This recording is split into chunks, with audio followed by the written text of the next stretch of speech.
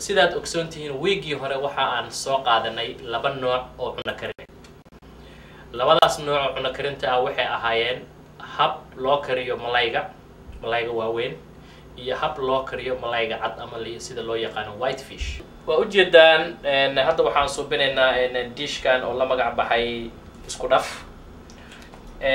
waxa weeye waa barbaroonigii hore idinku sheegay yaanyo aan foornada aan geliyay iyo basbaas gaduud kabsar caleen iyo basal hadda waxaan ku shubtay basal ayaan waxaan ku shubtay mashiinka kadibna rooti ayaan waxaan dhex geliyay foornada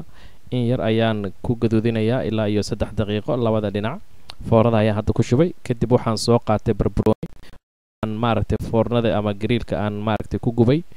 kadibna waxaan ka fiiqayaa qobka waa jarjaranayaa mashiinka ayaan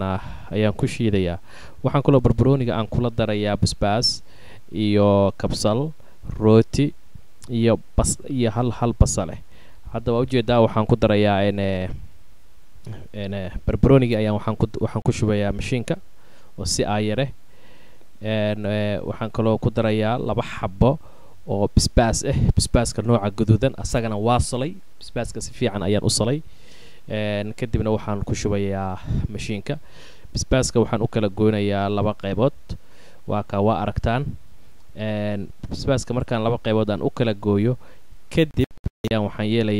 waxaan ku shubayaa mashiinka asaga iyo qolofkiisa iyo gugubkiisa waxaa soo baxaya sidii wax barbecue style oo aad iyo aad u macaan yaanyadii ayaan fiiqday qofka kore ayaan ka fiiqday ayadana sidoo kale aan ku suubiyay waxaana aan ka miraha ayaan ka bixinayaa kadib mashiinka ayaan ku shubayaa iyaga iyo roodhigi waxaan kaloo ku daranayaa basal aan grillka ayadana aan geliyay aan ku foorneeyay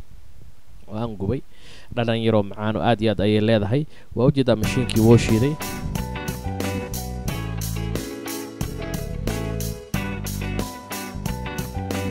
waxaan kaloo ku daranayaa wax yar oo liima dhanaan jeedaan yar oo liima dhanaan